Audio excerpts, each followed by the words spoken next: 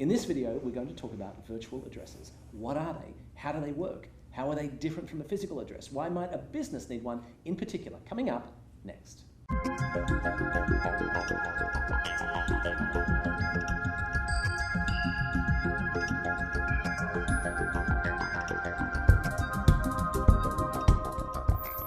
G'day, Brandon. Thank you so much for helping me with this. My understanding is you run an association of people who are in the virtual address space. I am.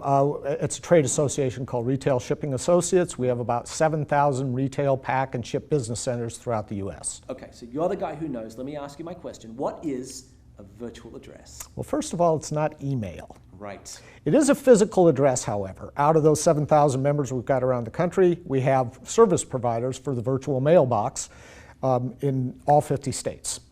But it is a physical address. It's staffed by professionals that actually handle mail and packages. So we're talking about one of those pack and ship stores I see when I'm driving around. Precisely. Okay, good. So why is a virtual address such an important thing, particularly for a business? Well, think of the cost to open a business and to support an office. The expense there can be huge. Yep. With a virtual mailbox, it's a pure fraction of that. But importantly, if you're expanding a business, you may need a presence in a specific city or state. Right. And with a virtual mailbox, it allows you to establish a physical street address presence in that city or state. So this isn't a post office box, because you can't establish a business based around one of this. This is a real address. Absolutely. A P.O. box at the post office is actually a P.O. box. These are private mailboxes at private businesses, staffed and operated by business owners. Okay, this makes a lot of sense. As a business owner, this makes sense to me. Now, let's say I'm outside America. Let's say I'm in Australia, which is where I come from. What if I would need to create a virtual USA address? Can the system help me there? Well, that's one of the reasons the system was designed for people like yourself that may be in another country but need a physical presence in the U.S. to transact business. And it really doesn't matter if you actually get mail or packages, frankly. You may just need the address. Right.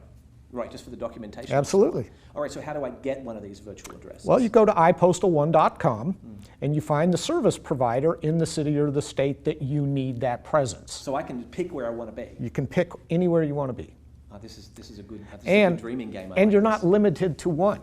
Many business owners have multiple addresses because they need presence in certain states around the U.S. All right, this makes a lot of sense. So if I need a virtual address, if I want to start, so to speak, a business in New York and LA, this is going to be a really good way to do that. It sounds expensive. How much does this thing cost? It's ridiculously affordable. For about $10 a month, you can start a virtual mailbox service. That sounds like a business expense I can handle. I think you can. Thank you so much. I appreciate your insight here.